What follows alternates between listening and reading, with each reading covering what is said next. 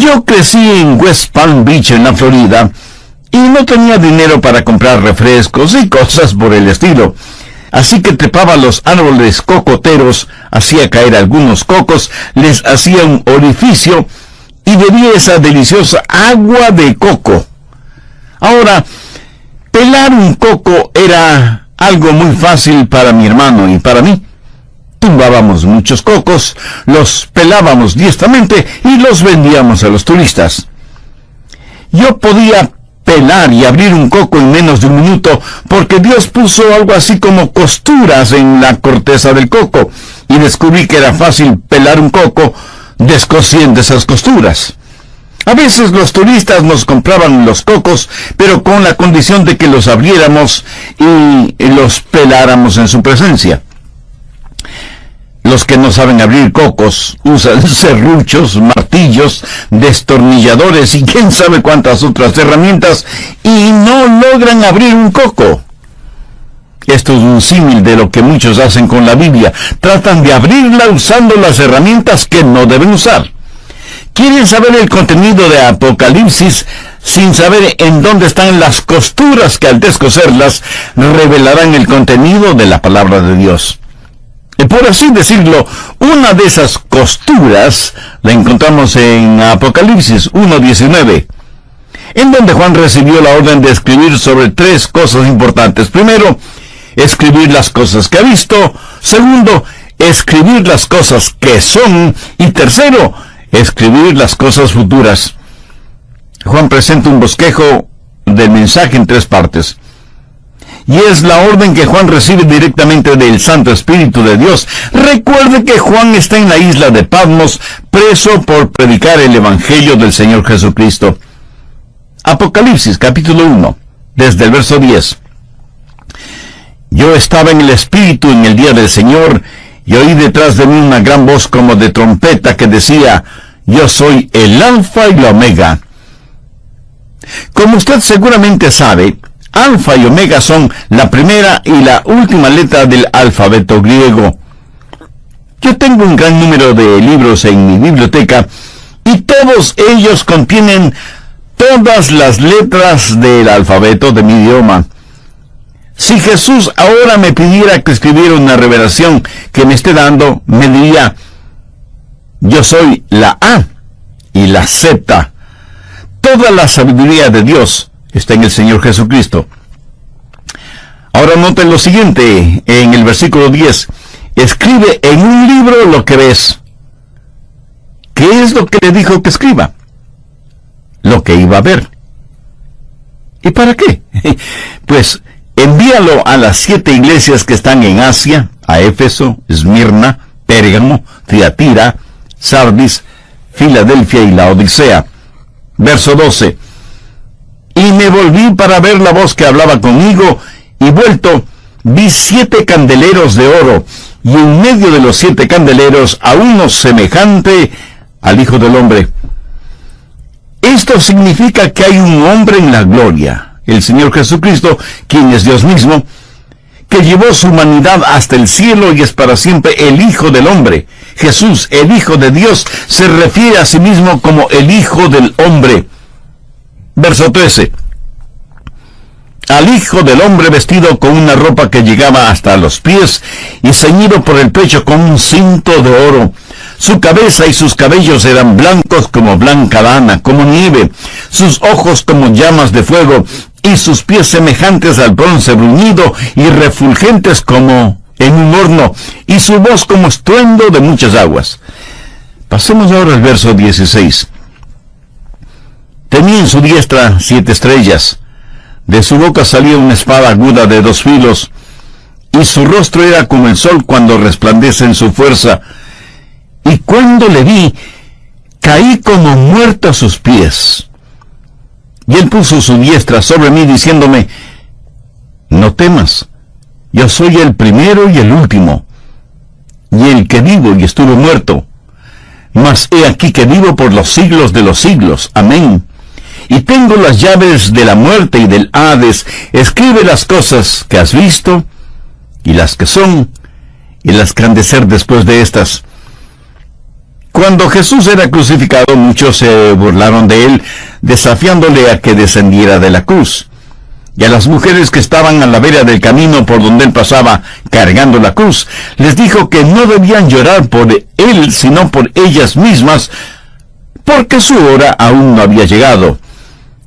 La hora del Señor será cuando, descendiendo de su gloria, se muestre no como el carpintero de Galilea, no como el profeta pobre, ni como el manso y humilde Jesús, lleno de infinito amor, sino como el exaltado y glorificado Señor Jesucristo, con su pelo blanco como la nieve debido a su santidad, sus ojos como llamas de fuego, sus pies como bronce bruñido, y el bronce es emblema y símbolo de juicio. Su voz como rugientes cataratas no admite argumentos ni discusión. Esa es la primera división del libro de Apocalipsis. En la segunda división, o sea, las cosas que son, básicamente son los mensajes 2 y 3. Las llamamos la época de la iglesia y veremos los mensajes a 7 iglesias. Los números para los judíos son más que matemáticas y ciencia, son filosofía, religión, espiritualidad, con profundo significado espiritual. Había 7 iglesias en Asia Menor que literalmente existieron. Pero siendo que son 7, sabemos que hay un simbolismo en esto.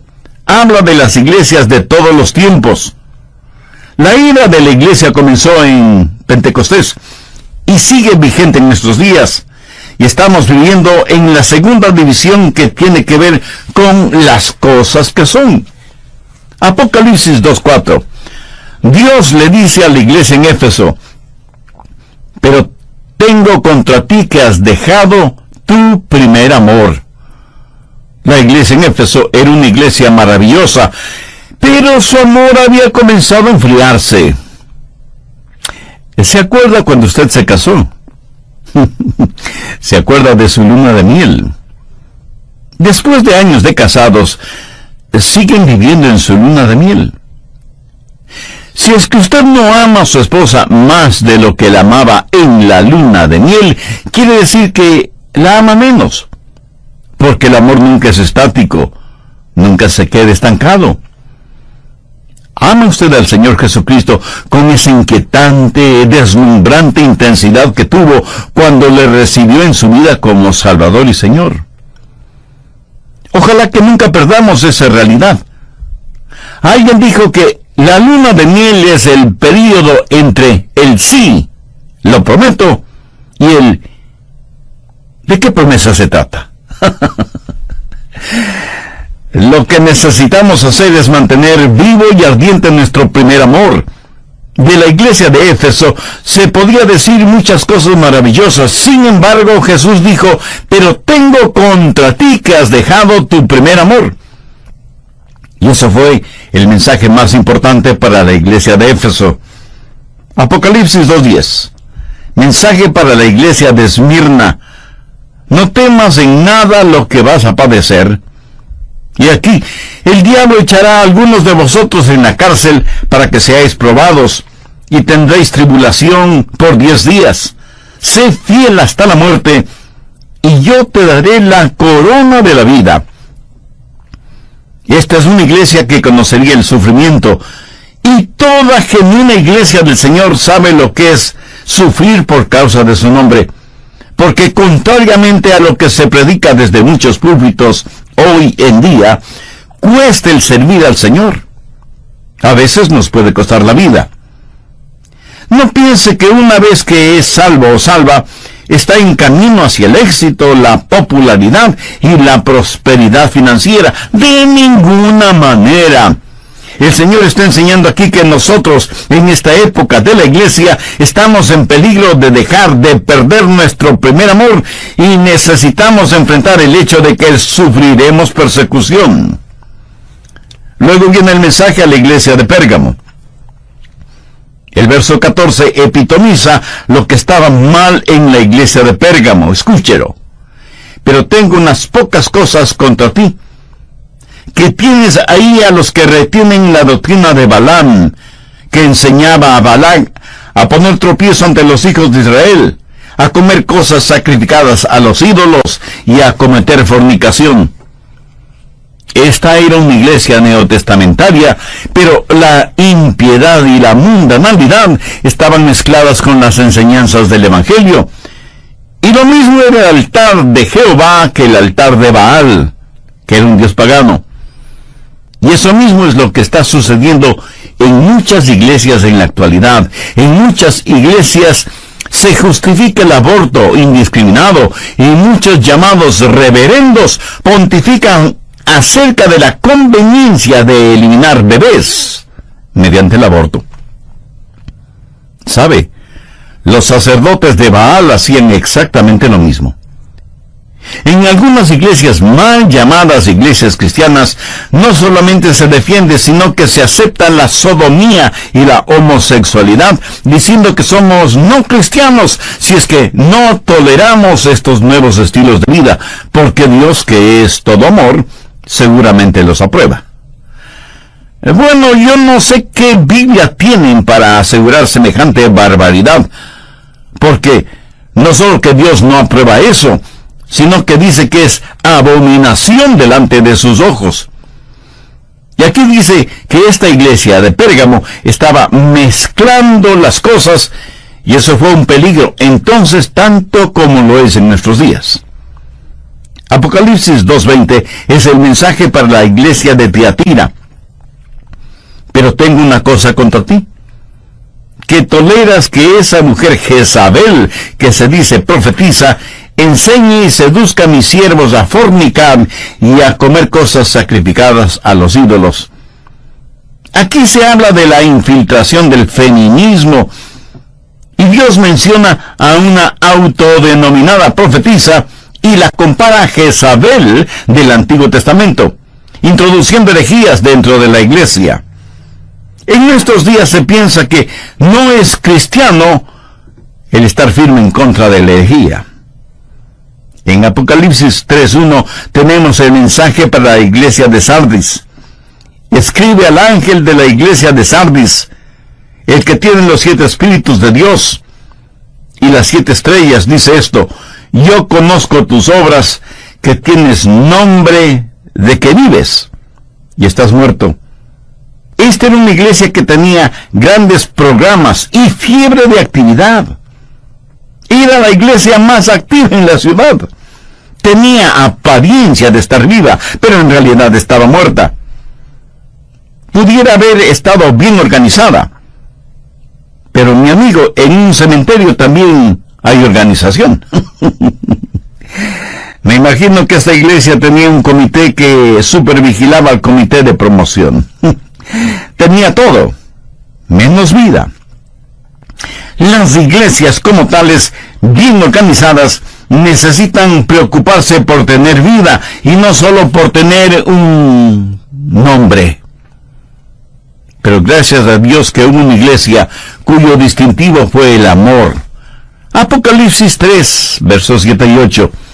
Escribe al ángel de la iglesia de Filadelfia: esto dice el santo, el verdadero, el que tiene la llave de David, el que abre y ninguno cierra, y cierra y ninguno abre.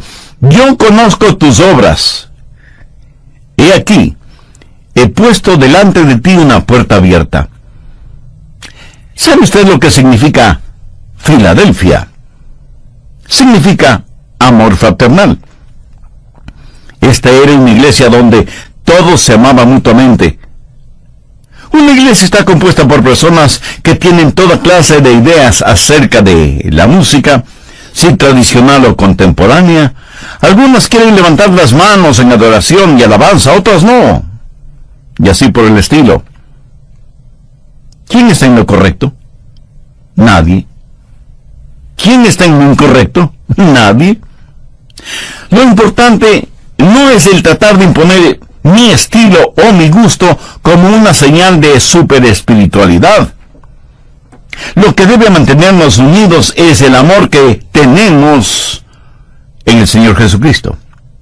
Escúcheme. Es muy fácil encontrar errores para no estar de acuerdo con los demás. Y aquí debo confesar algo. A veces yo no estoy de acuerdo conmigo mismo. Pero debemos entender lo siguiente: debemos sentir y practicar el amor fraternal. Satanás siempre preferirá el estar en medio de cristianos que no se aman, que vender pornografía, licores o drogas.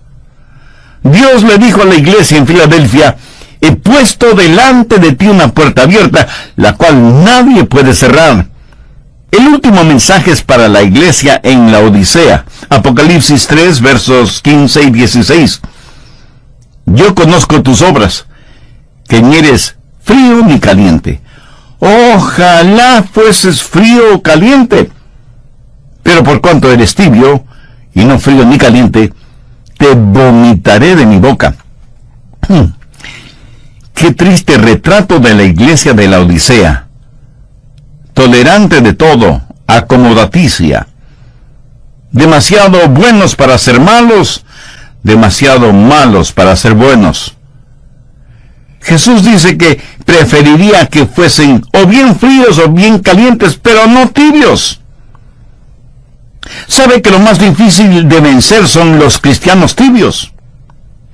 Si las iglesias tuvieran menos miembros, pero todos ellos en fuego por Jesús, se podía hacer mucho más que con un ejército de miembros tibios.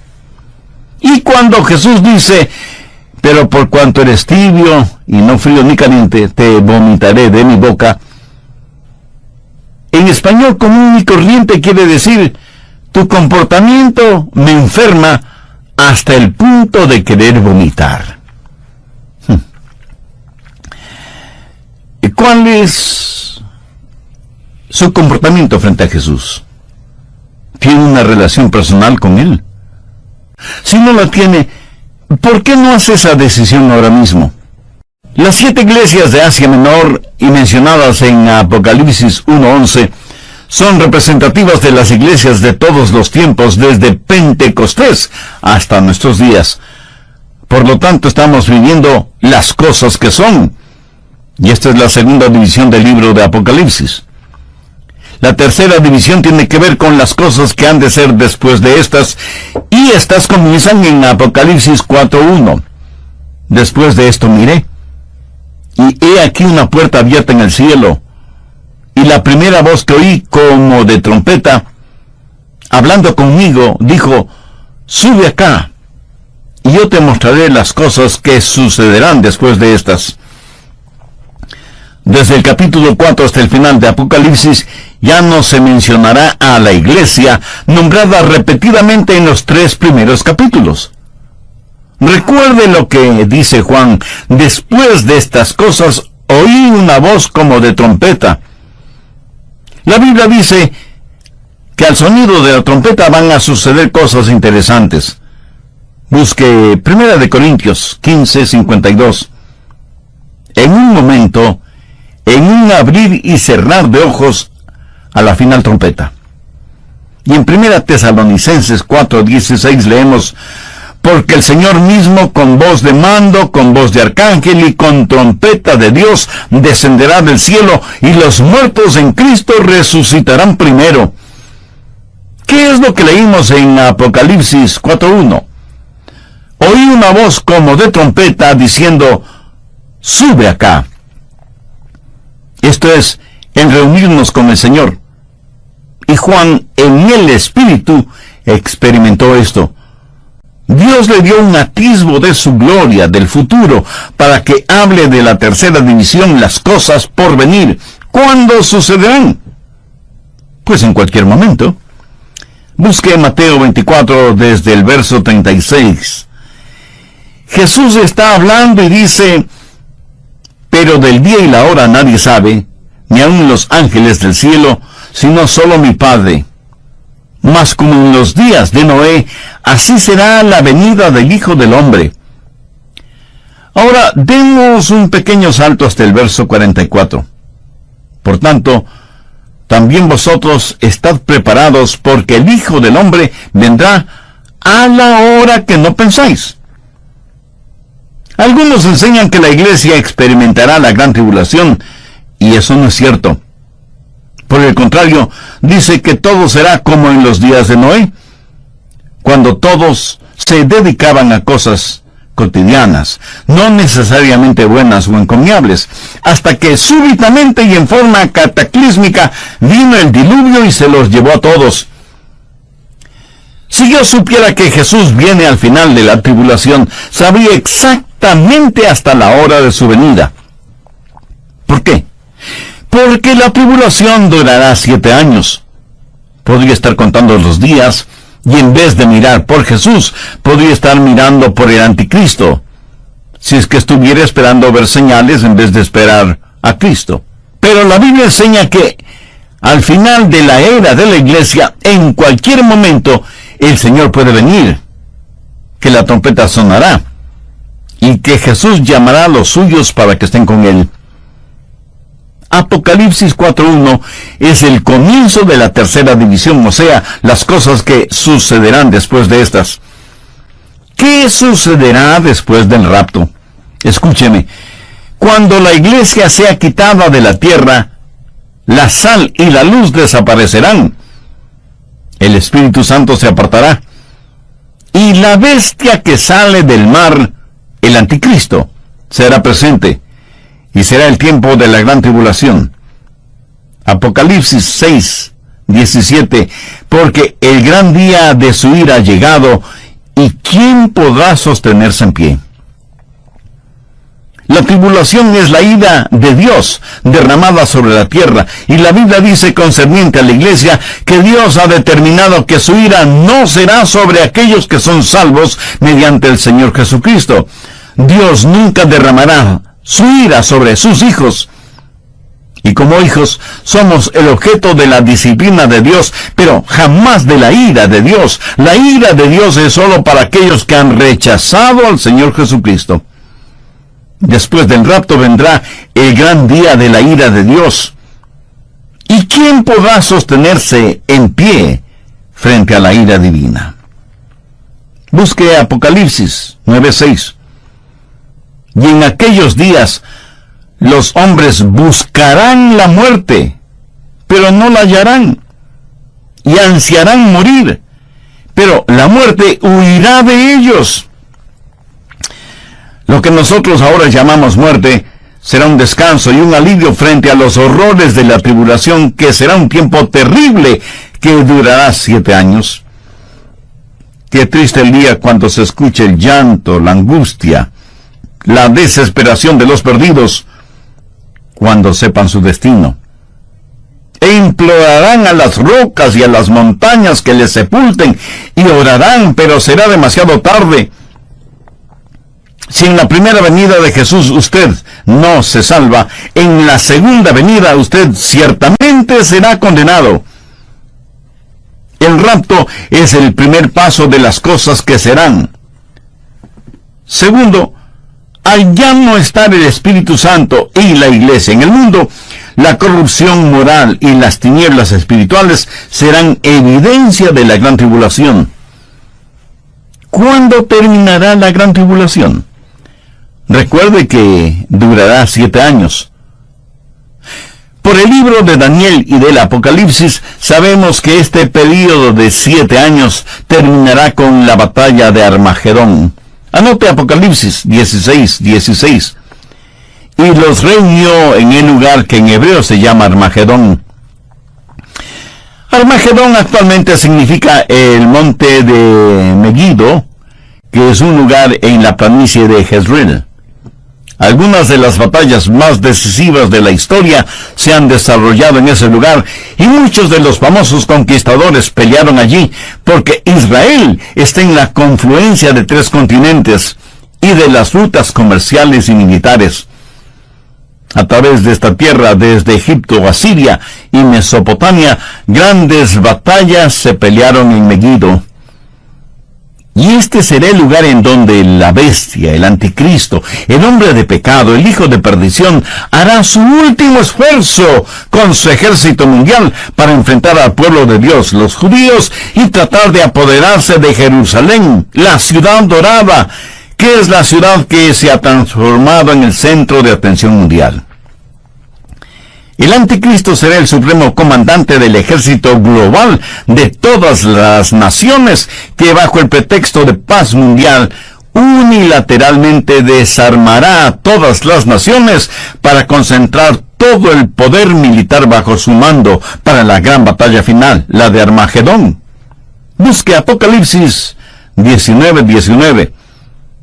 Y vi a la bestia, a los reyes de la tierra y a sus ejércitos reunidos para guerrear contra el que montaba el caballo y contra su ejército. ¿Cómo se peleará esta batalla? Jesucristo va a destruirlos con el espíritu de su boca. Apocalipsis 19, los versos 11 y 12. Entonces vi el cielo abierto, y he aquí un caballo blanco, y el que lo montaba se llamaba Fiel y Verdadero, y con justicia juzga y pelea. Sus ojos eran como llama de fuego, y había en su cabeza muchísimas diademas, y tenía un nombre escrito que ninguno conocía sino él mismo. Sabía que hay una ley física que dice que ningún recipiente puede llevar más que la capacidad del recipiente. Piénselo. No es tan difícil entenderlo, aunque parezca un poco complicado. Ahora escúcheme atentamente. Dios es mucho más grande que su capacidad mental. Y estoy muy agradecido a Dios de que Él sea así. De otra manera, yo no tendría ninguna confianza en un Dios al que pueda entender o controlar. Espero que me haya entendido. Dice que tenía un nombre que solo Él conocía. Continuemos leyendo los versos 13 y 14. Estaba vestido de una ropa teñida en sangre, y su nombre es el Verbo de Dios. Y los ejércitos celestiales, vestidos de lino finísimo, blanco y limpio, le seguían en caballos blancos. ¿Quiénes forman estos ejércitos celestiales? Los santos de todos los tiempos, transformados a semejanza de Jesucristo, vestidos con lino finísimo. Nosotros, sus santos, venimos con Él, con quien hemos tenido una luna de miel por 7 años, mientras las llamas de la tribulación calcinaban la tierra. Entonces Él viene para la batalla de Armagedón, cuando los hombres mortales y el Dios inmortal se enfrentarán, y esa batalla será ganada con su palabra. La Biblia dice que Él destruirá a la bestia con la espada que sale de su boca, o sea, con su palabra. Ahí estará el anticristo con sus sofisticadas y supermodernas y tecnológicamente insuperables armas propias de una película de ciencia ficción. Y aquí vienen los ejércitos celestiales. Y en el momento preciso, el Señor hablará y eliminará a sus enemigos para siempre. La Biblia dice en Hebreos 4:12, porque la palabra de Dios es viva y eficaz y más cortante que toda espada de 2 filos. ¿Cuáles son las cosas que hemos visto? A Cristo glorificado. ¿Cuáles son las cosas que son? La era de la iglesia. ¿Cuáles son las cosas que serán? Primero, el rapto, luego la tribulación, después la batalla de Armagedón. ¿Qué sucederá después del Armagedón? El milenio, o sea, el reino de Dios en la tierra por 1000 años. Busque, por favor, Apocalipsis 26. Bienaventurado y santo el que tiene parte en la primera resurrección. La segunda muerte no tiene potestad sobre estos, sino que serán sacerdotes de Dios y de Cristo, y reinarán con Él 1000 años. Seguramente alguien me preguntará, Pastor Rogers, ¿cree que aquí se está hablando en términos espirituales? ¿O es algo literal o solo simbólico? Yo creo que tiene que ser literal. ¿Qué es lo que Jesús nos enseñó a orar? Padre nuestro que estás en los cielos, santificado sea tu nombre, venga tu reino, hágase tu voluntad como en el cielo, así también en la tierra. ¿Cuándo y dónde cree usted que esa oración va a ser contestada? ¿Cree usted que Jesús nos hubiera pedido que oremos si es que esa oración no iba a ser contestada? Recuerde lo que dice una de las bienaventuranzas en Mateo 5. Bienaventurados los mansos, porque ellos recibirán la tierra por heredad. ¿Qué es lo que dice Apocalipsis 26? Bienaventurado y santo el que tiene parte en la primera resurrección. La segunda muerte no tiene potestad sobre estos, sino que serán sacerdotes de Dios y de Cristo, y reinarán con él 1000 años. ¿Se imagina? Seremos sacerdotes de Dios. Vamos a juzgar a ángeles. Vamos a reinar con él literalmente. Y la tierra florecerá como una rosa. El león y el cordero apacentarán juntos, y toda la tierra estará llena del conocimiento de la gloria del Señor, como las aguas cubren la mar. Los hombres transformarán sus espadas en arados, sus lanzas en podadoras, y ya no habrá más guerra entre las naciones. 1000 años de genuina, de verdadera paz. ¿Cuándo comenzará el milenio? Han transcurrido un poco más de 6000 años de historia humana, y estamos a la puerta de un 7º milenio. No necesariamente de acuerdo a los calendarios humanos, sino de acuerdo al calendario de Dios. Y no debemos perder el tiempo poniendo fechas para estos acontecimientos, pero sí debemos estar preparados porque ya vemos algunas señales. Por ejemplo, la situación mundial empeora cada día. Parece que ya hemos llegado al fondo de la depravación, de la blasfemia, de la arrogancia, de la incredulidad. Señales de los tiempos. El Señor viene pronto. Busque Apocalipsis 20, los versos del 11 al 15. Y vi un gran trono blanco y al que estaba sentado en él, delante del cual huyeron la tierra y el cielo, y ningún lugar se encontró para ellos. Y vi a los muertos grandes y pequeños de pie ante Dios, y los libros fueron abiertos. Y otro libro fue abierto, el cual es el libro de la vida. Y fueron juzgados los muertos por las cosas que estaban escritas en los libros según sus obras. Y el mar entregó los muertos que había en él, y la muerte y el Hades entregaron los muertos que había en ellos, y fueron juzgados cada uno según sus obras. Y la muerte y el Hades fueron lanzados al lago de fuego. Esta es la segunda muerte.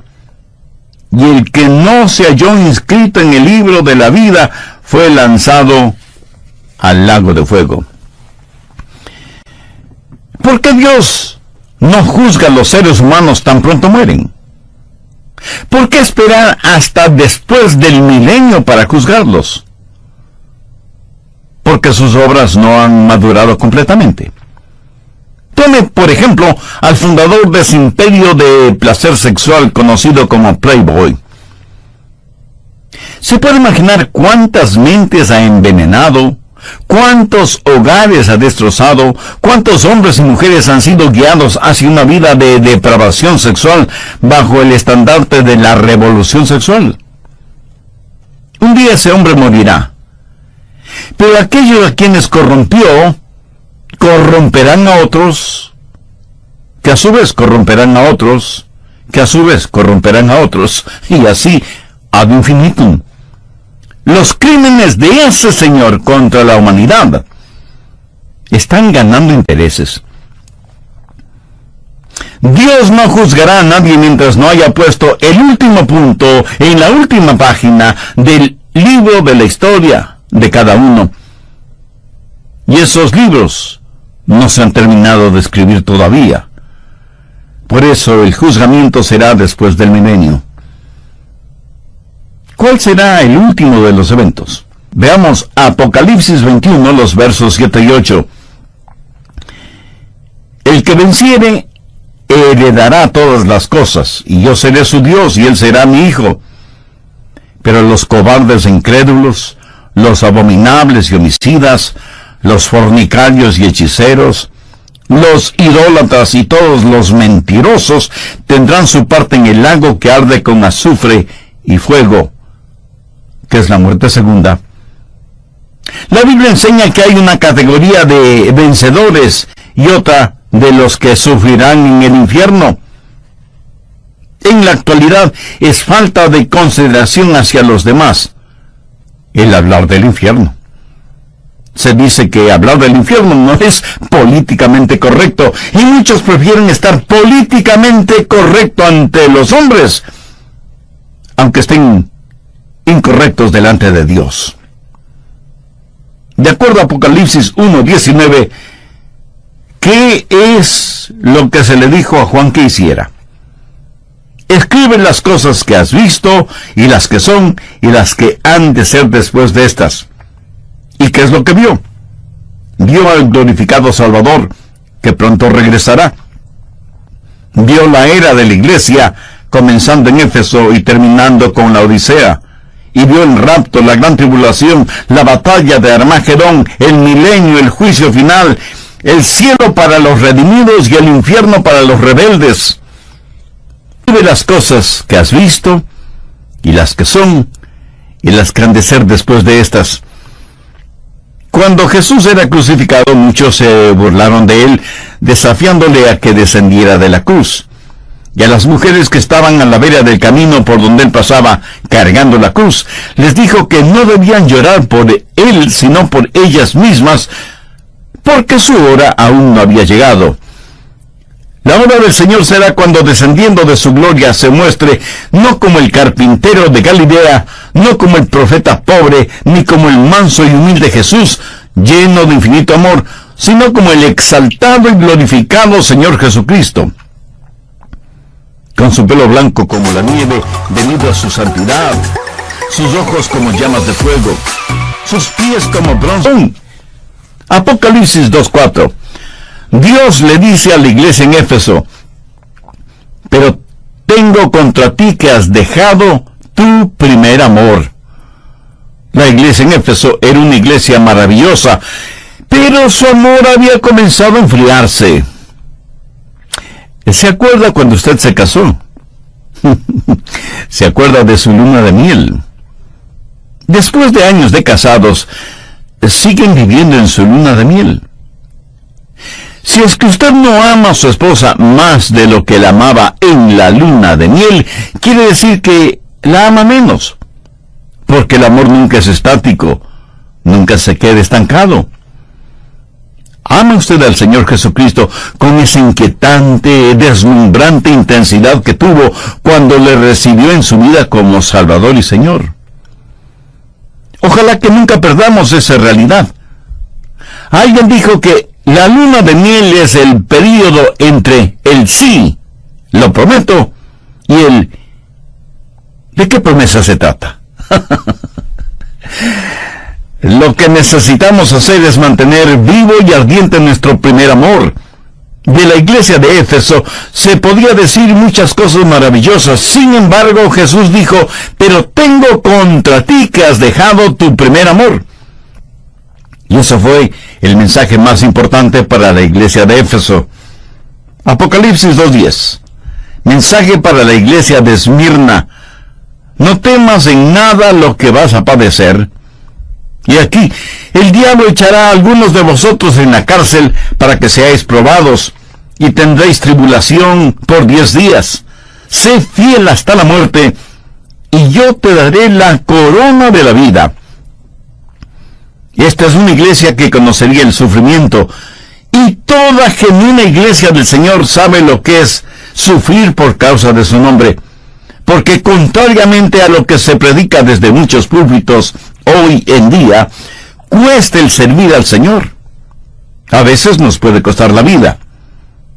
No piense que una vez que es salvo o salva, está en camino hacia el éxito, la popularidad y la prosperidad financiera. De ninguna manera.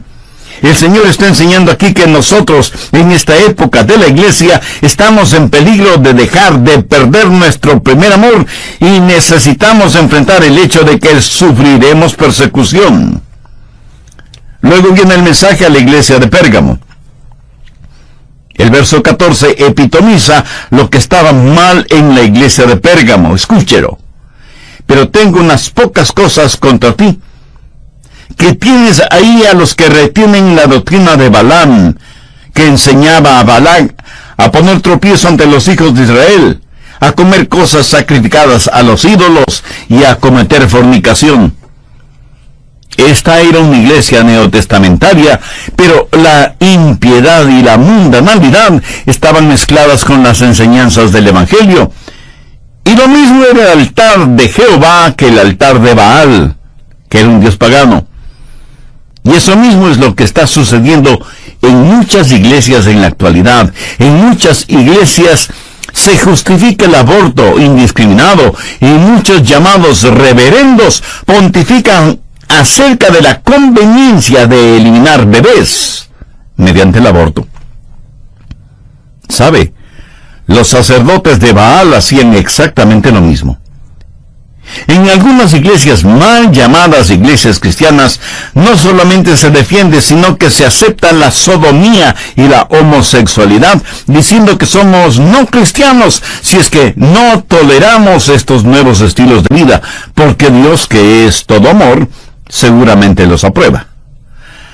Bueno, yo no sé qué Biblia tienen para asegurar semejante barbaridad, porque no solo que Dios no aprueba eso, sino que dice que es abominación delante de sus ojos. Y aquí dice que esta iglesia de Pérgamo estaba mezclando las cosas, y eso fue un peligro, entonces tanto como lo es en nuestros días. Apocalipsis 2:20 es el mensaje para la iglesia de Tiatira. Pero tengo una cosa contra ti, que toleras que esa mujer Jezabel, que se dice profetiza, enseñe y seduzca a mis siervos a fornicar y a comer cosas sacrificadas a los ídolos. Aquí se habla de la infiltración del feminismo, y Dios menciona a una autodenominada profetisa y la compara a Jezabel del Antiguo Testamento, introduciendo herejías dentro de la iglesia. En estos días se piensa que no es cristiano el estar firme en contra de la herejía. En Apocalipsis 3:1 tenemos el mensaje para la iglesia de Sardis. Escribe al ángel de la iglesia de Sardis, el que tiene los 7 espíritus de Dios y las 7 estrellas, dice esto: yo conozco tus obras, que tienes nombre de que vives y estás muerto. Esta era una iglesia que tenía grandes programas y fiebre de actividad. Era la iglesia más activa. ¿Sabe usted lo que significa Filadelfia? Significa amor fraternal. Esta era una iglesia donde todos se amaban mutuamente. Una iglesia está compuesta por personas que tienen toda clase de ideas acerca de la música, si tradicional o contemporánea. Algunas quieren levantar las manos en adoración y alabanza, otras no. Y así por el estilo. ¿Quién está en lo correcto? Nadie. ¿Quién está en lo incorrecto? Nadie. Lo importante no es el tratar de imponer mi estilo o mi gusto como una señal de superespiritualidad. Lo que debe mantenernos unidos es el amor que tenemos en el Señor Jesucristo. Escúcheme. Es muy fácil encontrar errores para no estar de acuerdo con los demás. Y aquí debo confesar algo. A veces yo no estoy de acuerdo conmigo mismo. Pero debemos entender lo siguiente: debemos sentir y practicar el amor fraternal. Satanás siempre preferirá el estar en medio de cristianos que no se aman, que vender pornografía, licores o drogas. Dios le dijo a la iglesia en Filadelfia: he puesto delante de ti una puerta abierta, la cual nadie puede cerrar. El último mensaje es para la iglesia en la Odisea. Apocalipsis 3, versos 15 y 16. Yo conozco tus obras, que ni eres frío ni caliente. Ojalá fueses frío o caliente. Pero por cuanto eres tibio, y no frío ni caliente, te vomitaré de mi boca. Qué triste retrato de la iglesia de la Odisea. Tolerante de todo, acomodaticia. Demasiado buenos para ser malos, demasiado malos para ser buenos. Jesús dice que preferiría que fuesen o bien fríos,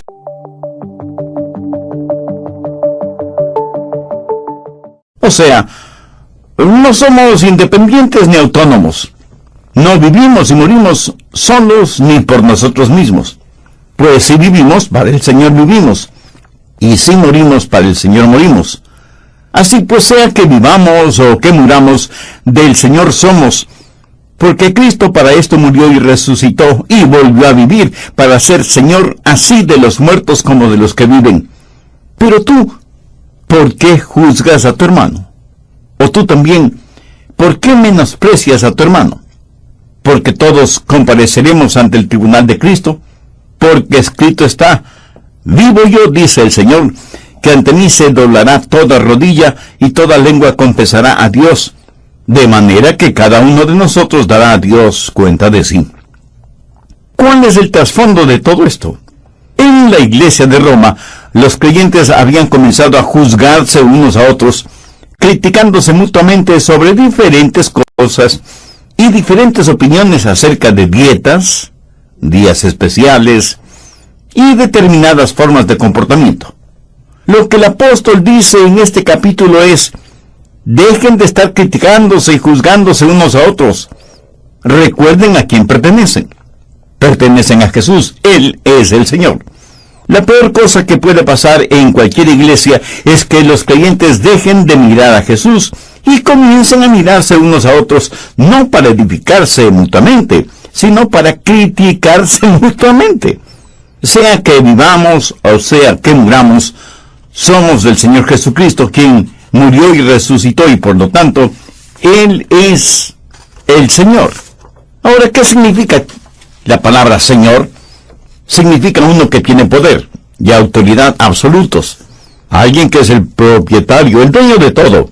Ese es el Señor Jesucristo. Y muchos que se llaman cristianos no entienden esto.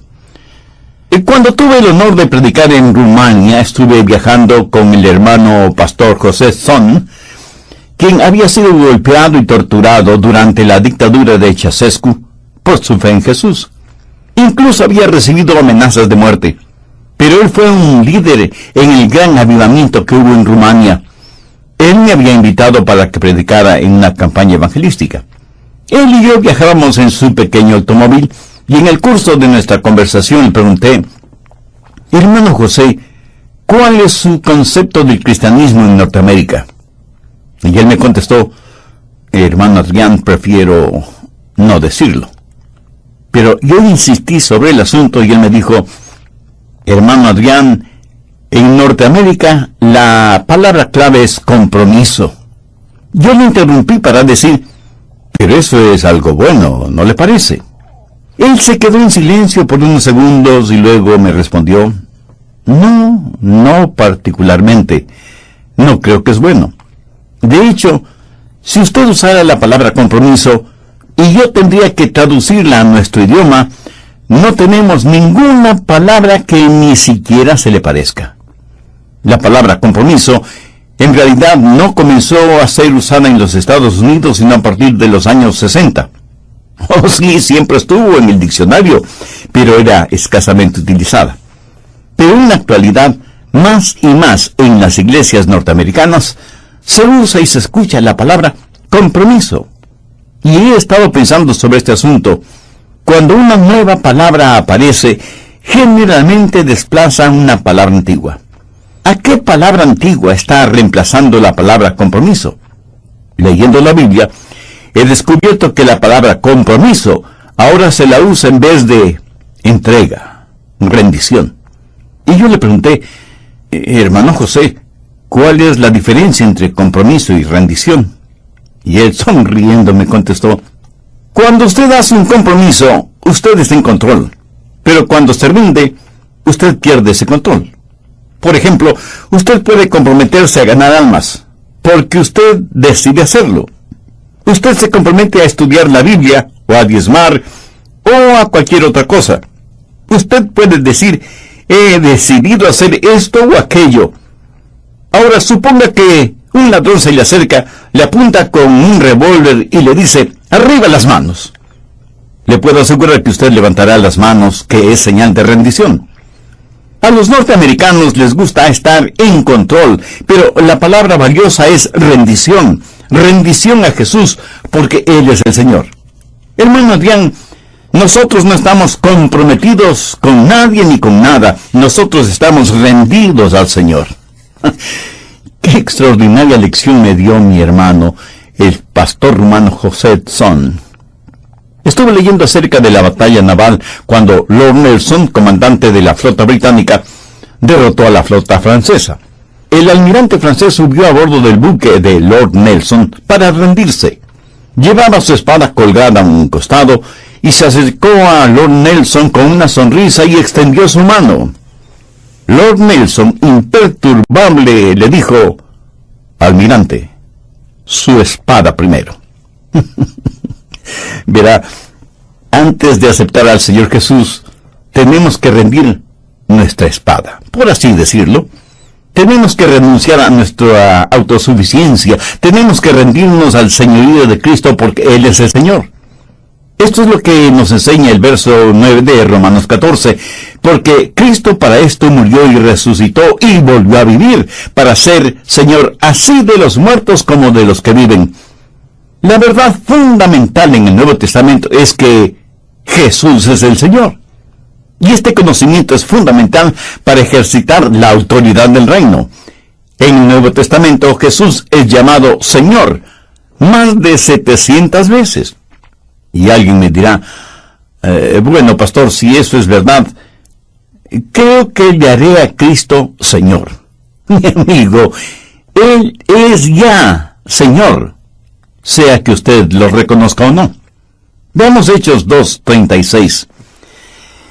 Sepa pues ciertísimamente toda la casa de Israel, que a este Jesús a quien vosotros crucificasteis, Dios le ha hecho Señor y Cristo. ¿Lo ve? Él ya es Señor. La única decisión que usted tiene que hacer es, primero, reconocer ese señorío y segundo, rendirse a Él. ¿Me permite hacerle unas preguntas? Bien, muchas gracias. ¿Cree usted que Jesucristo es el Señor? ¿Se ha rendido al señorío de Jesucristo? ¿Es Él el Señor de todo lo que tiene y de todo lo que hace? ¿Controla Él sus pensamientos, su lengua, su temperamento, su tiempo, su testimonio? Mi amigo, deseo que pensemos en algunas cosas muy importantes. Primero, el reclamo redentor de su señorío. ¿Cómo es que Jesús dice ser el Señor? Porque Él murió por nosotros. Así lo declara el verso 9, porque Cristo para esto murió y resucitó y volvió a vivir para ser Señor así de los muertos como de los que viven. Jesús murió por nosotros para redimirnos. Él nos ha comprado con su sangre preciosa. Ya no nos pertenecemos a nosotros mismos.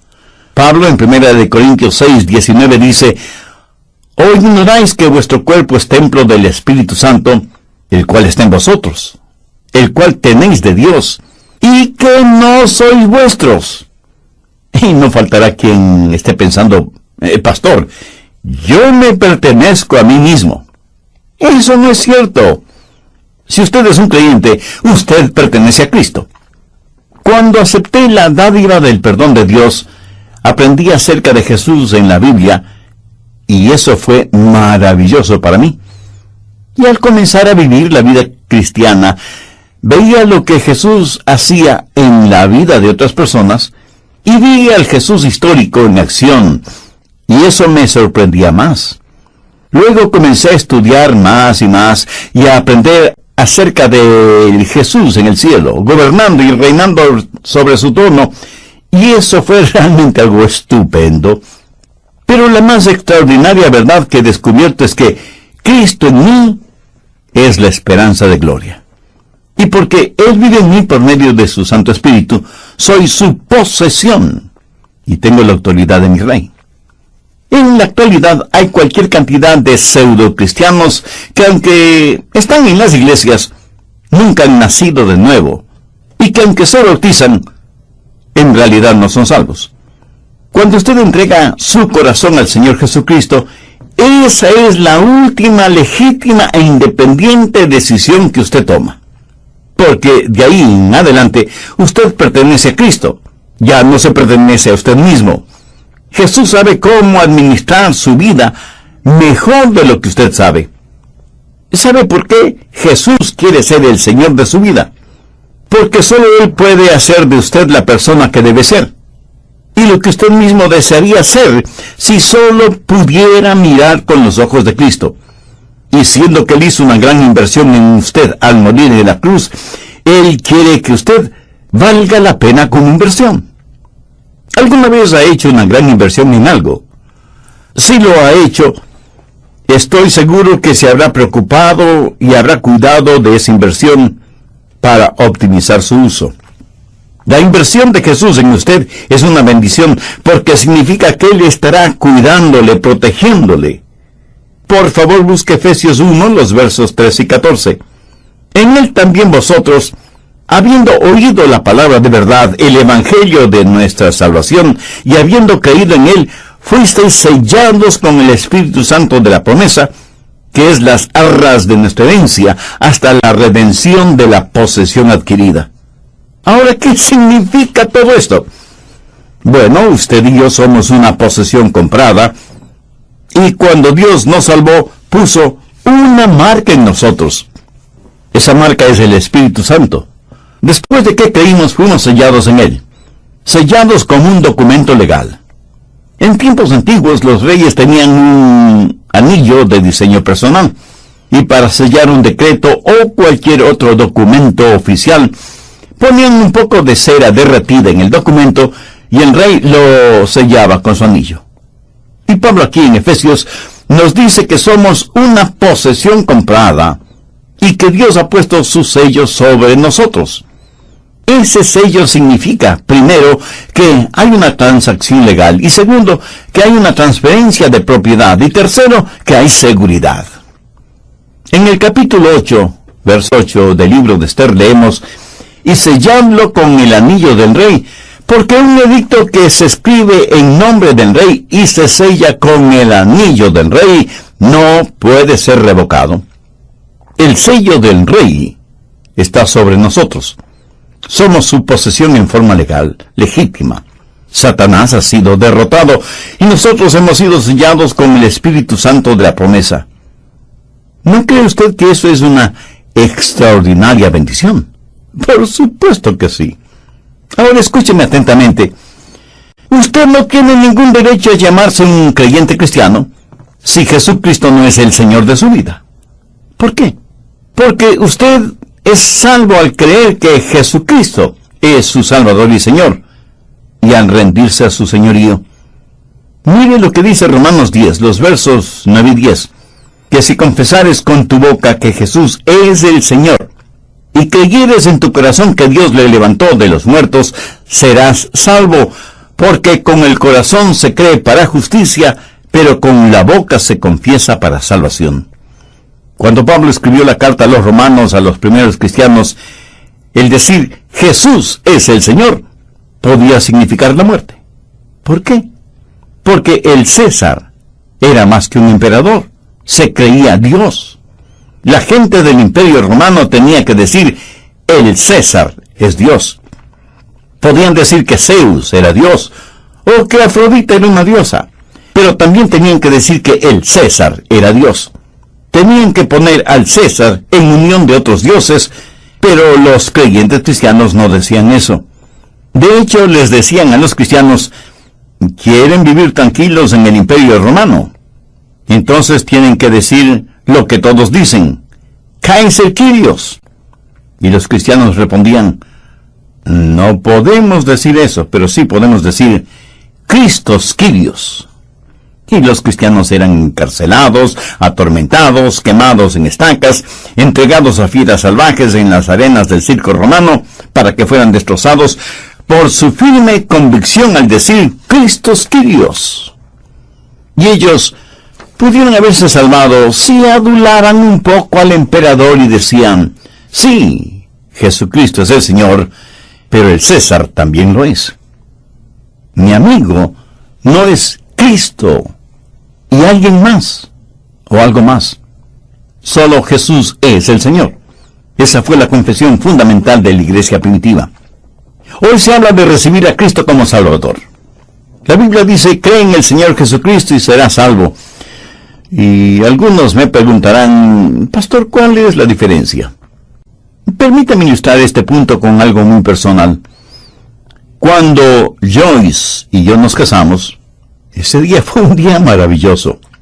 Ahora suponga que al celebrar la ceremonia, cuando el pastor que nos casó me preguntó, Adrián, ¿aceptas a Joyce como tu legítima esposa?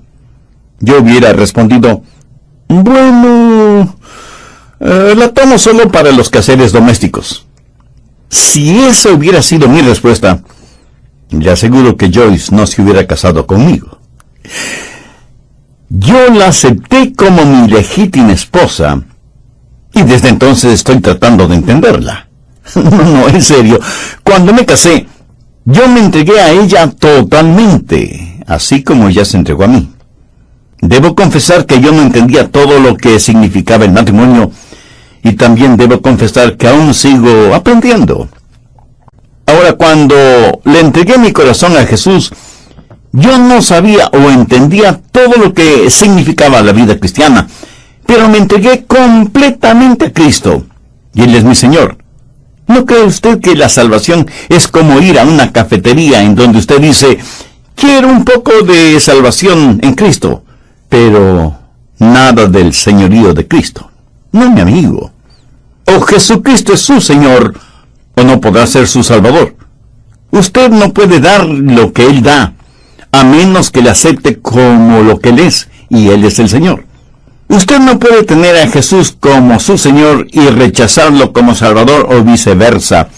Ambas realidades son inseparables, aunque debo admitir que muchos dicen que Jesús es su Salvador, pero por la manera en que viven, es evidente que no es el Señor de sus vidas.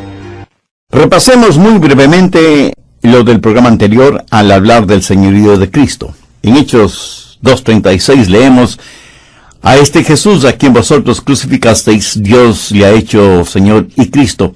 Y comenzamos a ver algunos puntos importantes. Primero, el reclamo redentor de su señorío. ¿Cómo es que Jesús dice ser el Señor? Porque Él murió por nosotros. Así lo declara Romanos 14:9. Porque Cristo para esto murió y resucitó y volvió a vivir, para ser Señor, así de los muertos como de los que viven. Bueno, si ya están listos con su Biblia y un cuaderno de notas, sigamos adelante. Carlos Spurgeon fue un gran predicador del Evangelio, y en uno de sus famosos mensajes él dijo lo siguiente: si quien se convierte declara que conoce la voluntad del Señor, pero no tiene intención de cumplirla, asegúrele entonces que no es salvo. No crean que el Evangelio es magnificado o que Dios es glorificado cuando les dice a los pecadores que pueden ser salvos simplemente si aceptan a Cristo como Salvador, cuando siguen casados con sus ídolos y en sus corazones continúan enamorados del pecado.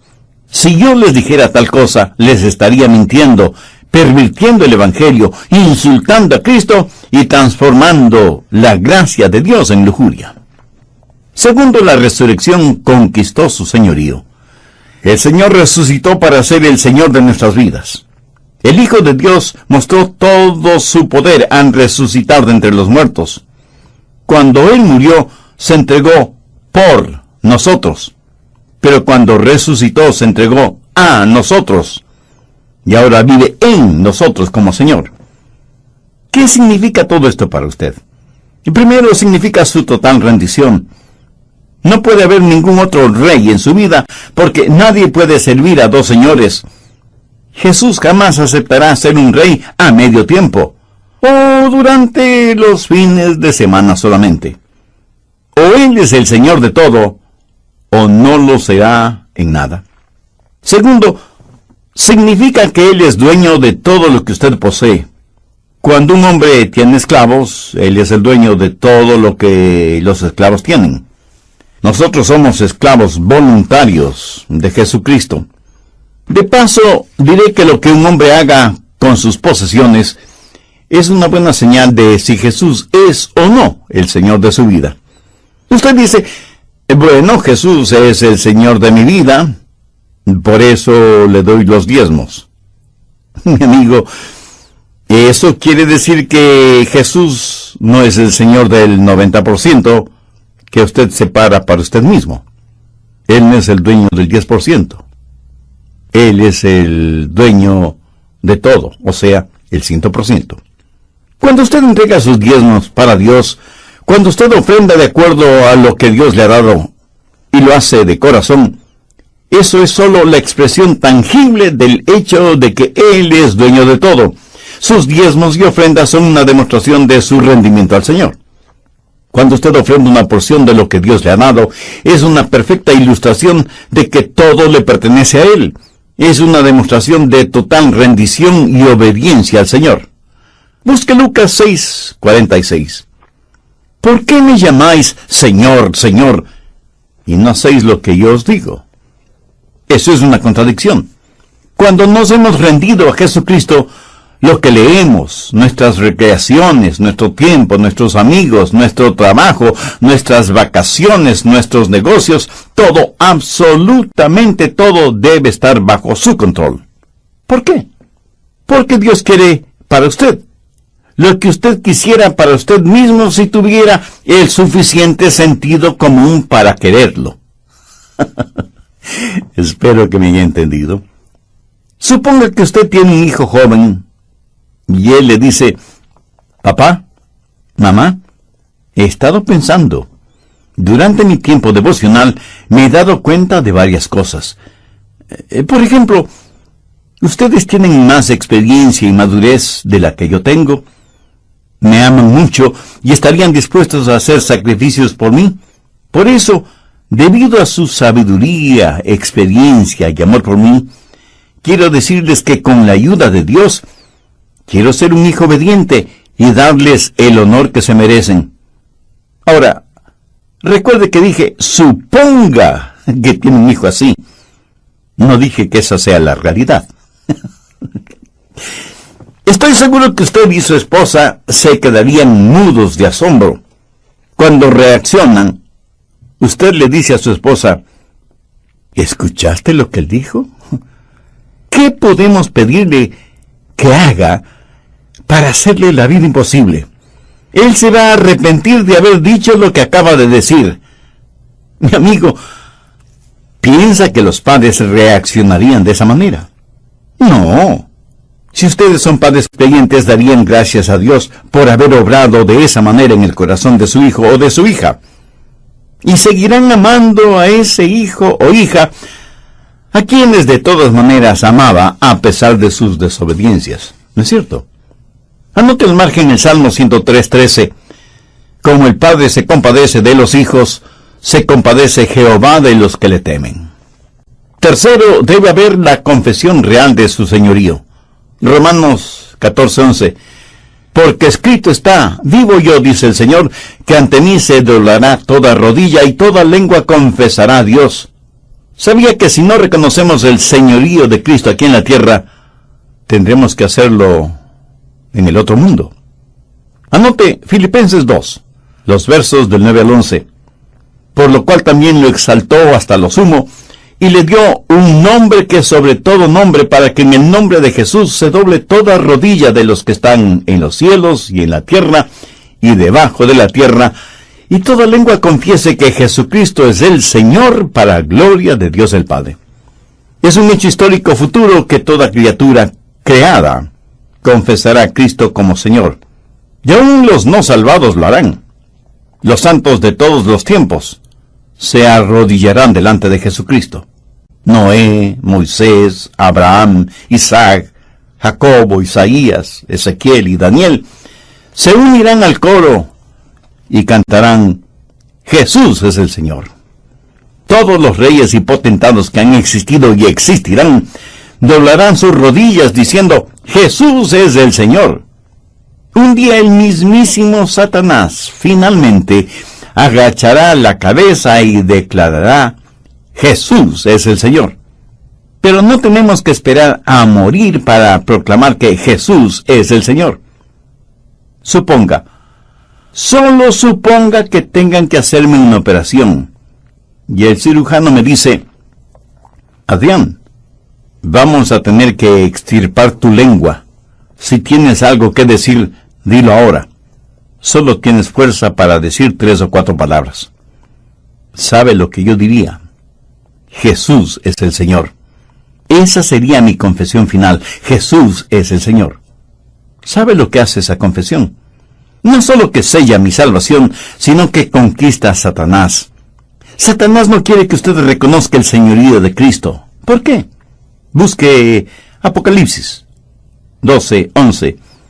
Y ellos le han vencido por medio de la sangre del Cordero y de la palabra del testimonio de ellos, y menospreciaron sus vidas hasta la muerte.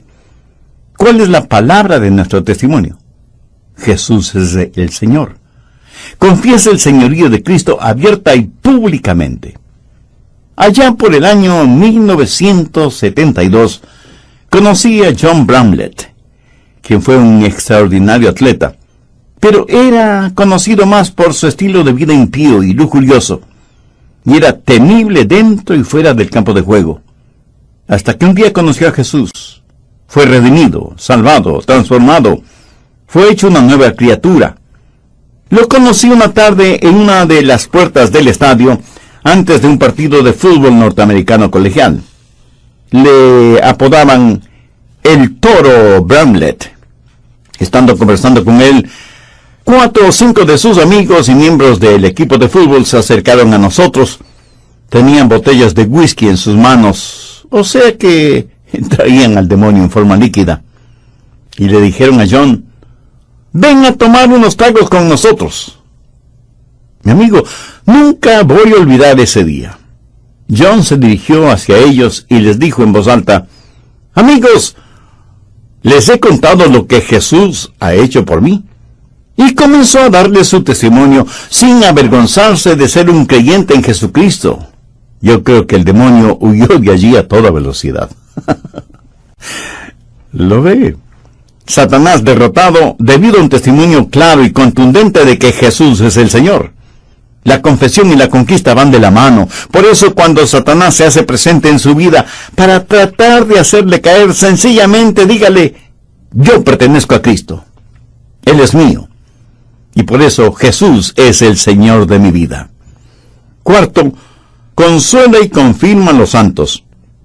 Cuando usted tiene como práctica el confesar el señorío de Cristo, eso hará que su fe crezca. La confesión fortalece su fe, y su fe fortalecerá su confesión, y usted consigue este beneficio recíproco. Y mientras más afirmamos estas verdades a otros, más firmes y fuertes se vuelven en nosotros mismos. Y no solo que su fe crecerá, sino que su amor por Jesús también crecerá. Cuando usted desarrolle el hábito de dar testimonio público de Jesús, descubrirá que las cosas de este mundo van perdiendo su influencia en usted. Y ni siquiera tiene que preocuparse por dejar sus amistades mundanas. Ellas le dejarán a usted. Y ese es un problema menos por resolver, ¿no le parece? Confiese al Señor Jesucristo en tiempos de gozo, porque Él es la fuente de nuestro gozo. Y en tiempos de tristeza, recuerde que nada llega a usted que Jesús no haya experimentado. Cuando un ser amado muere, recuerde que Jesús es el Señor de vivos y muertos. Y cuando alguien le da a usted honor o tiene éxito en algo, o le premian o condecoran por algo, tome esa corona de su cabeza y póngala en la cabeza de Jesús diciendo: Jesús es el Señor. O cuando tenga que tomar una decisión y no sabe qué hacer, pregúntese: ¿qué es lo que Dios quisiera que yo haga en este asunto? Pero lo que haga debe traer honor y gloria a Dios, porque solo Él es digno de esa honra y gloria. Quinto, convence a los pecadores. ¿Sabe cuál es el problema con muchos de nosotros hoy en día? Que decimos: como no soy un osado ganador de almas, voy a vivir mi vida cristiana de tal manera para que los demás la vean, y viéndola quieran ser creyentes. Escúcheme, ellos no se salvarán viendo su vida. Se salvarán por la muerte de Cristo. Y a menos que usted les diga las buenas nuevas del Evangelio, ellos nunca se salvarán. De hecho, si ellos observan su vida y no entienden por qué usted vive ese estilo de vida, usted estará recibiendo alabanza bajo un falso pretexto. En otras palabras, estará robando el honor y la gloria que solo le pertenecen a Dios. Pero cuando usted les dice, Jesús es el Señor y es Él quien me ha transformado, el secreto de mi vida cambiada es que ahora Cristo vive en mí, solo así podrá convencer a los demás. Sexto, controla el servicio. Muchos de nosotros enfrentamos decisiones, pero cuando Jesucristo es su Señor, muchas de esas decisiones se reducen drásticamente. Y alguien me preguntará, Pastor, ¿qué quiere decir con eso? Bueno, válida inquietud. Permítame explicárselo. Cuando viajo solo y tengo que quedarme en algún hotel, no tengo que estar pensando si veré o no veré en la televisión algún canal pornográfico o alguna película prohibida. ¿Por qué? Pues porque Jesús es mi Señor. Y si hay algo en esa habitación que no me pertenece, no tengo que pensar si me lo llevo o no, porque Jesús es mi Señor. Cuando usted ha tomado ya una decisión grande, Jesús es el Señor, no tiene que preocuparse por las decisiones pequeñas. El mejor consejo que alguien puede dar a otra persona es lo que María, la madre de Jesús, les dijo a los criados en Caná durante la celebración de unas bodas. María les dijo, haced todo lo que Jesús os dijere. ¿Por qué? Porque Jesús es el Señor. ¿Quiere usted tener la autoridad del reino? ¿Le gustaría que Dios derramara su vida y su fortaleza en usted? Recuerde que la autoridad del reino no es para rebeldes, y que usted nunca tendrá autoridad hasta que aprenda a estar bajo autoridad. Usted debe estar bajo el absoluto señorío de Cristo, sin avergonzarse de eso. Tampoco tenga temor si uno de estos días toda rodilla se doblará y toda lengua confesará que Jesucristo es el Señor. Frente a estas realidades, ¿no cree que ya es tiempo de que usted confiese a Jesucristo? ¿No cree que ya es tiempo de tener un servicio de coronación? ¿No quisiera este mismo momento doblar sus rodillas, espiritual y literalmente hablando, y confesar que Jesús es el Señor? En el corazón, en la vida de cada ser humano hay un trono. Si usted mismo, su ego, está ocupando ese trono, significa que en lo que a usted se refiere, Cristo está en la cruz. Pero si usted pone a su ego en la cruz, Cristo ocupará el trono de su corazón. ¿No quisiera tener una ceremonia de coronación en su vida y decir, Cristo es el Señor de mi vida? Así cuando las enfermedades y aún la misma muerte lleguen, usted podrá decir con absoluta certeza, Jesús es el Señor. Y cuando la trompeta final suene y las tumbas entreguen sus muertos, y el Señor Jesús aparezca en las nubes de su gloria, ¿no será maravilloso el ser resucitado y poder decir, Jesús es mi Señor? Cuando los redimidos de todas las edades estén alrededor del trono, y ángeles y principados y poderes se inclinen delante de Jesús, ¿no será magnífico en unión de todos los redimidos mirar a aquel que tiene las marcas de los clavos en sus manos y sus pies y decir, Jesús es el Señor? Porque Él se levantó de entre los muertos, Él es el Señor. Y todos deben ensalzar el nombre de Jesús. Dejad que los ángeles de rodillas adoren. Traed la corona real y coronémosle como el Señor de todo. Haga su vida mejor de lo que usted sabe. ¿Sabe por qué Jesús quiere ser el Señor de su vida? Porque solo Él puede hacer de usted la persona que debe ser. Y lo que usted mismo desearía ser si solo pudiera mirar con los ojos de Cristo. Y siendo que Él hizo una gran inversión en usted al morir en la cruz, Él quiere que usted valga la pena como inversión. ¿Alguna vez ha hecho una gran inversión en algo? Si lo ha hecho, Estoy seguro que se habrá preocupado y habrá cuidado de esa inversión para optimizar su uso.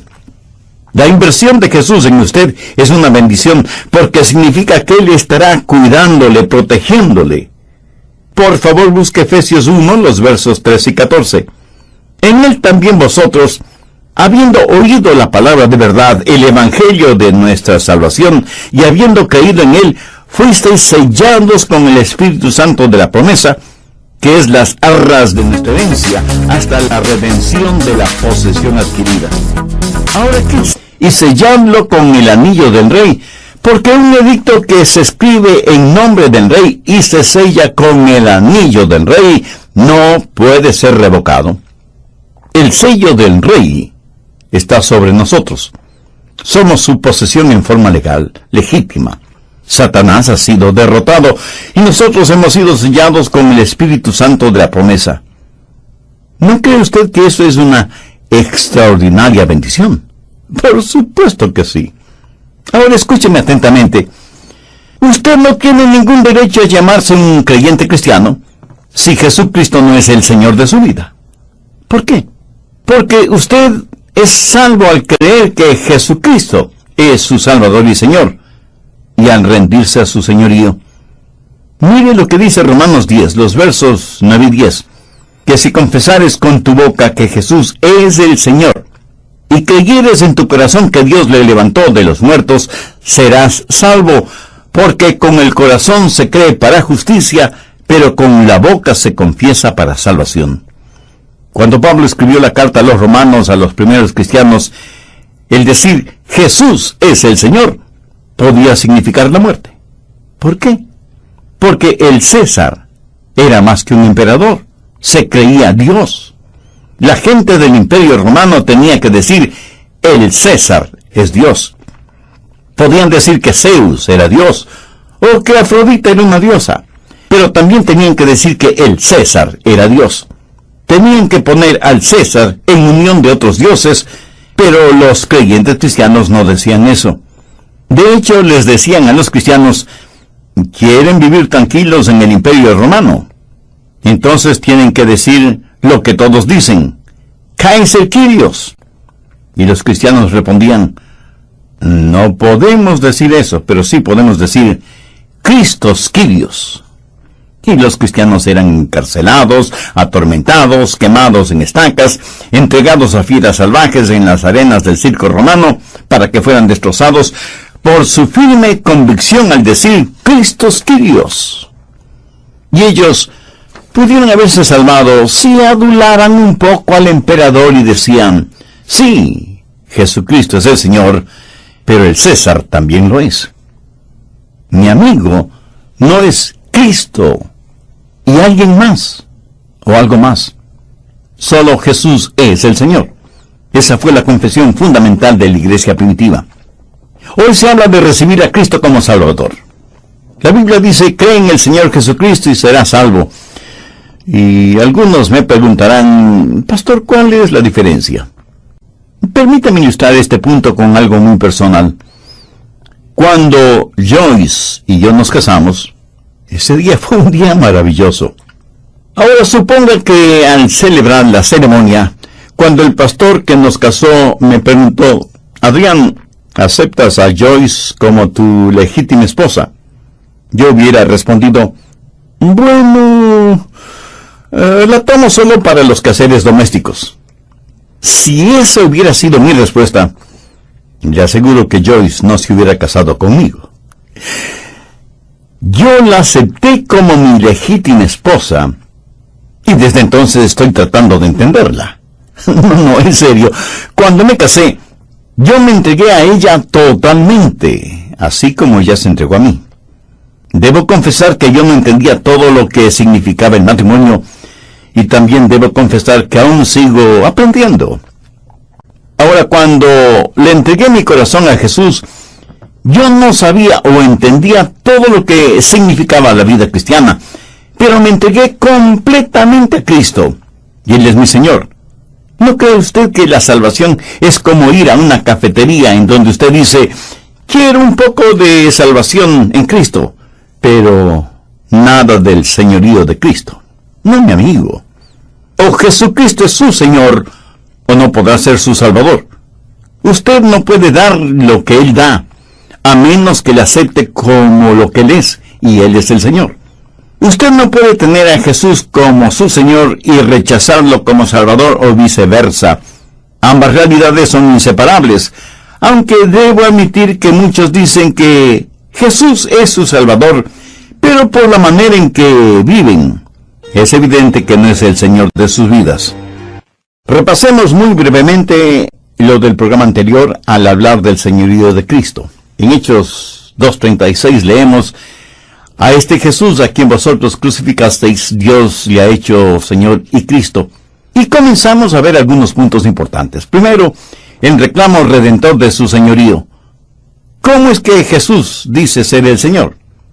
Porque Él murió por nosotros. Así lo declara Romanos 14:9. Porque Cristo para esto murió y resucitó y volvió a vivir, para ser Señor, así de los muertos como de los que viven. Bueno, si ya están listos con su Biblia y un cuaderno de notas, sigamos adelante. Carlos Spurgeon fue un gran predicador del Evangelio, y en uno de sus famosos mensajes él dijo lo siguiente: si quien se convierte declara que conoce la voluntad del Señor, pero no tiene intención de cumplirla, asegúrele entonces que no es salvo. No crean que el Evangelio es magnificado o que Dios es glorificado cuando les dice a los pecadores que pueden ser salvos simplemente si aceptan a Cristo como Salvador, cuando siguen casados con sus ídolos y en sus corazones continúan enamorados del pecado. Si yo les dijera tal cosa, les estaría mintiendo, pervirtiendo el Evangelio, insultando a Cristo y transformando la gracia de Dios en lujuria. Segundo, la resurrección conquistó su señorío. El Señor resucitó para ser el Señor de nuestras vidas.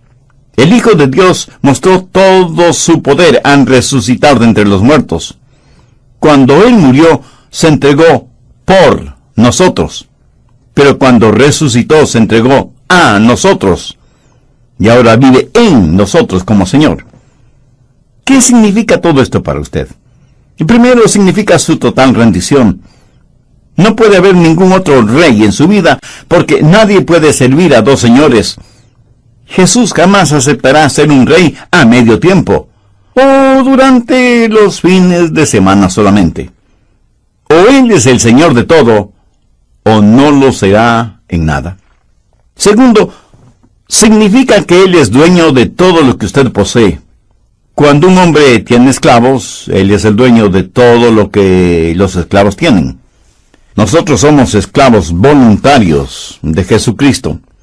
De paso, diré que lo que un hombre haga con sus posesiones es una buena señal de si Jesús es o no el Señor de su vida. Usted dice: bueno, Jesús es el Señor de mi vida, por eso le doy los diezmos. Mi amigo, eso quiere decir que Jesús no es el Señor del 90%, que usted separa para usted mismo. Porque Dios quiere para usted lo que usted quisiera para usted mismo si tuviera el suficiente sentido común para quererlo. Espero que me haya entendido. Suponga que usted tiene un hijo joven y él le dice: papá, mamá, he estado pensando. Durante mi tiempo devocional me he dado cuenta de varias cosas. Por ejemplo, ustedes tienen más experiencia y madurez de la que yo tengo. Me aman mucho y estarían dispuestos a hacer sacrificios por mí. Por eso, debido a su sabiduría, experiencia y amor por mí, quiero decirles que con la ayuda de Dios, quiero ser un hijo obediente y darles el honor que se merecen. Ahora, recuerde que dije: suponga que tiene un hijo así. No dije que esa sea la realidad. Estoy seguro que usted y su esposa se quedarían mudos de asombro. Cuando reaccionan, usted le dice a su esposa: ¿escuchaste lo que él dijo? ¿Qué podemos pedirle que haga para hacerle la vida imposible? Él se va a arrepentir de haber dicho lo que acaba de decir. Mi amigo, ¿piensa que los padres reaccionarían de esa manera? No. Si ustedes son padres creyentes, darían gracias a Dios por haber obrado de esa manera en el corazón de su hijo o de su hija. Y seguirán amando a ese hijo o hija a quienes de todas maneras amaba a pesar de sus desobediencias. ¿No es cierto? Anote al margen el Salmo 103:13. Como el Padre se compadece de los hijos, se compadece Jehová de los que le temen. Tercero, debe haber la confesión real de su señorío. Romanos 14:11. Porque escrito está, vivo yo, dice el Señor, que ante mí se doblará toda rodilla y toda lengua confesará a Dios. ¿Sabía que si no reconocemos el señorío de Cristo aquí en la tierra, tendremos que hacerlo en el otro mundo? Anote Filipenses 2, los versos del 9 al 11. Por lo cual también lo exaltó hasta lo sumo, y le dio un nombre que es sobre todo nombre, para que en el nombre de Jesús se doble toda rodilla de los que están en los cielos y en la tierra y debajo de la tierra, y toda lengua confiese que Jesucristo es el Señor, para gloria de Dios el Padre. Es un hecho histórico futuro que toda criatura creada confesará a Cristo como Señor. Y aún los no salvados lo harán. Los santos de todos los tiempos se arrodillarán delante de Jesucristo. Noé, Moisés, Abraham, Isaac, Jacobo, Isaías, Ezequiel y Daniel se unirán al coro y cantarán: Jesús es el Señor. Todos los reyes y potentados que han existido y existirán